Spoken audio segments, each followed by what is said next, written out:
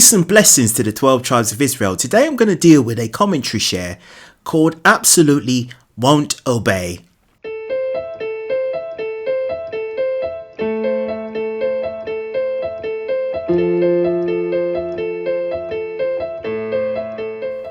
Absolutely won't obey. This couple are having a wedding ceremony. So it's a white wedding and they are exchanging vows, and the bride decides not to say her vows. So I'm assuming he said his, but she didn't want to say hers, especially the bit where it goes to obey, right? So let's roll the clip. For better. For better. For worse. For worse. For richer. For richer. For poor. For poorer.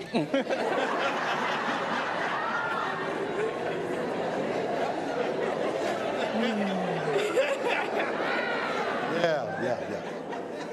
We hit that snag about 20 times in counseling. Bria made it very clear to Jonathan, you cannot be broke.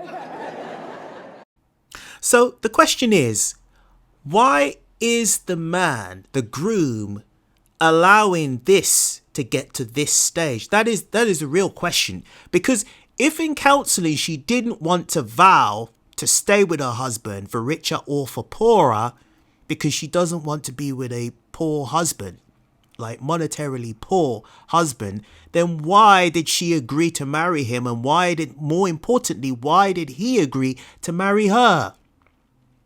Doesn't make any sense. Why would a man take time out of his life to put on a wedding ceremony, a white wedding ceremony? I'm assuming he probably paid at least half, if not most of the money towards this stupid ceremony.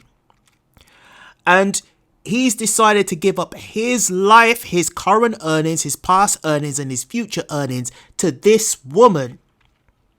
To give his life to this woman, and she couldn't even be bothered to say for richer or for poorer. This just means if he doesn't have that nice job anymore and he's not rich anymore, then she won't stay. That's what it means. Now, we could all sit here and go, well, that's not really true. She just didn't want to say it. Well, all of these things have deeper consequences. It just means that she's not going to stick around if he's poor. That's what it means. That's what it means. This means that this marriage has the chance of ending in a very short period of time. I wouldn't even give this years. I'll just give this probably a few months, and then he'll probably just get angry and just annul it if she doesn't walk out first. This marriage is a marriage made in Satan. This is not a marriage that is a God-given marriage. There's two types of marriages. There's a marriage that Satan gives you, and there's a marriage that God gives you. And this is not a God-given marriage. This is already started on a bad start. In sickness. In sickness. And in health. And in health. To love. To love. Cherish. Cherish. And to obey. We didn't talk about that one in counseling. We did talk about that in counseling. Yes, we did. So you want me to repeat that again? You want to just keep going? I think we can keep going. All right. Now, the whole point of marriage is that there is a dynamic, there is a structure, a hierarchy in marriage. And the structure is that the children submit to the mother, and the mother submits, or the wife submits to her husband. The woman submits to the man. So the man is supposed to be ruling his household. He's supposed to be leading his household in righteousness. So this woman in a wedding ceremony before a congregation, before guests, decides not to say, I will love and obey you. This just means that she's not fit for marriage. Because if this man has went to the extreme of creating a wedding ceremony, which men don't like. We don't like wedding ceremonies. We don't care about stuff like that. So it's normally for the woman. The woman likes that kind of thing. And before the guests, she decides to humiliate her husband by not reciting the vows that everybody else recites, that every other woman recites, and does it Although a lot of women fake it and they lie, because in most of these marriages, women don't submit and they don't love and they don't honor and they don't obey. But she's decided to actually do it publicly to humiliate her husband. But I think the most important question of all of this is, why is he standing there and why is he laughing? Because if a woman decides to humiliate you and make you look stupid before the eyes of the congregation, the guests, and before the minister, then why are you standing there? You just make yourself look simple, very stupid. And everybody's going to look at you as being a simp. Because how come all the other men, the vows are said back to them by their wives, even though they lie. But with you, she's not even bothering to say the vows. She can't even fake it. So she's actually telling you that she's not wife material. She's not wife material. But you're standing there grinning, laughing like it's a joke. It's not a joke. Divorce is not a joke.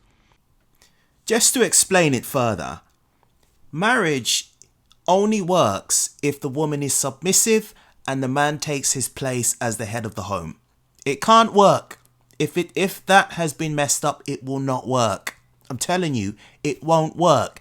Maybe 30, 40, 50 years ago, definitely 60 years ago, you could have a woman who comes into marriage kicking and screaming, I'm not going to submit.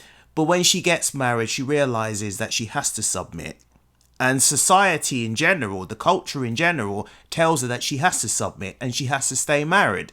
But these days, there's no boundaries anymore, right? So if a woman tells you, I'm not going to love and honor you and obey you and submit to you, she definitely is telling you it's not going to happen. She's not even going to try to make it happen.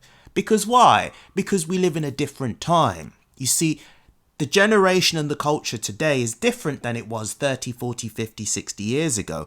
Since the invention of the smartphone, dating sites, social media, it's completely ruined dating and it's completely ruined marriage. Now, it is the actual people that are using the technology that has corrupted it. It's corrupted it to a point that now you really can't have relationships with anybody. People are going on permanent dates, right? People are not settling down.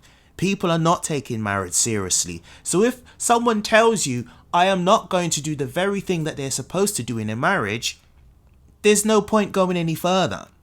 It just becomes a joke, right? Because it's not going to last. It will end in divorce. And the divorce will come soon, or it will come a little bit later. You might, as a man, decide to drag it on a bit, or she might decide to stay because you got a bit of money, probably have a nice job, but eventually she will leave. And then at the end of it, you will count the costs. The cost is you'll end up losing time, money, and energy that you'll never get back. All those stressful days, stressful nights, all the energy trying to make it work, trying to entertain your wife, so that she doesn't get bored and she doesn't leave you. All of that is going to come to nothing because all she's going to do is leave. Because inevitably it will end in divorce. So what's the point? Brothers, if you're thinking about marrying anyone, especially in this day and age, make sure the woman submits and make her prove that she's submissive. Make sure see her when she's angry and frustrated. Make sure see her at her lowest to see how she deals with it. And most importantly, if you're a man looking for a wife, make sure that you're in a good place to be a husband and a provider and a protector. Make sure that you fear the Lord. Make sure you are right with the Lord so that the Lord can bless you with a good woman, because there's no other way around it. The Lord is actually showing you there is no other way around it. Because if you're looking for a wife in the West, in these rich countries, the chances of you finding it are very, very slim. That's not to say that we don't have sisters who are good and submissive and God-fearing, because they're there, right? But the vast majority of the females in these rich Western countries are spoilt when it comes to relationships because of feminism, because of freedoms, and they are not going to change. They would tell you boldly, I'm not going to do it. I'm not going to submit. I'm not going to obey you. I'm not going to be a wife. And I'm not going to be a good wife. And I'm not going to be a good mother, because those two roles are intertwined. Brothers, it's time to wise up. Time to wise up. Now, brothers, if you're in this situation, you made your bed and you've got to lie in it. And you will lie in it. Trust me, you will lie in it. Brothers and sisters, I hope you were edified. Shalom.